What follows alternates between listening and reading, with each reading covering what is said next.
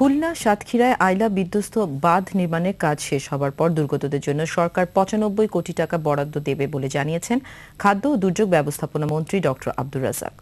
বিয়াম মিলনায়তনে শনিবার action aid এবং সাপ্তাহিকের আয়োজনে এক গোলটেবিল বৈঠকে তিনি একথা জানান। দুর্যোগ ব্যবস্থাপনায় সরকারের আইন তৈরির কাজ প্রায় চূড়ান্ত পর্যায়ে বলেও জানান তিনি। রিপোর্ট করছেন নাদিয়া শারমিন। দুর্যোগের সাথে যুদ্ধ করেই বাঁচে এদেশের মানুষ। আইলার মতো প্রাকৃতিক দুর্যোগের ভয়াবহতার স্বাক্ষর তারা এখনো বহন করে চলেছে। এসব দুর্যোগ মোকাবেলায় সরকারের ব্যর্থতা স্বীকার করলেও এখন তাদের দুর্দশা দূর করতে নেওয়া সরকারি বিভিন্ন উদ্যোগের কথা জানান খাদ্য ও দুর্যোগ ব্যবস্থাপনা মন্ত্রী। ৯৫ কোটি টাকা অ্যালোকেট করেছি।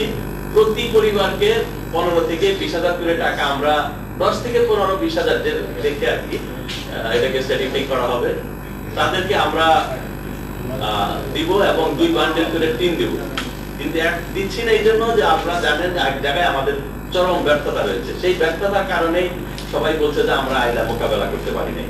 সেটি হলো বাঁধগুলো আমরা বাঁধতে পারি নাই। চিংড়ি চাষিরা দক্ষিণাঞ্চলে পানি উন্নয়ন সংস্থার সাথে যোগসাজশে বাঁধকে ক্ষতিগ্রস্ত করায় আইলার ক্ষতি বেড়েছে বলে অভিযোগ করেন তিনি।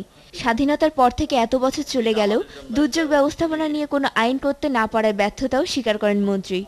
তিনি বলেন, কঠোর আইন না থাকায় দেশে দুর্যোগ ব্যবস্থাপনা নিয়ে সংগঠিত অপরাধগুলোর প্রতিকার করা যাচ্ছে না। এটা আমাদের জন্য একটা খুবই লজ্জাজনক ব্যাপার যে এতদিনে আমরা একটা আইন করতে পারি নাই। অনতিবিলম্বে আমরা এটিকে মন্ত্রী পরিষদে এবং এটাকে আইনে পরিণত করার জন্য যে পদক্ষেপগুলো আছে সেগুলো আমরা নিতে যাব। এটা আমরা একটা চূড়ান্ত করে নিয়ে এসেছি। নতুন এই আইনে সরকারের বিভিন্ন প্রতিষ্ঠানের দায়িত্ব সুনির্দিষ্ট করা এবং সরকার ও সর্বস্তরের মানুষের মধ্যে সমন্বিত কার্যক্রম গ্রহণের ব্যবস্থা করা হবে বলে জানান তিনি। নাদিয়া শারমিন, ২১ টেলিভিশন, ঢাকা।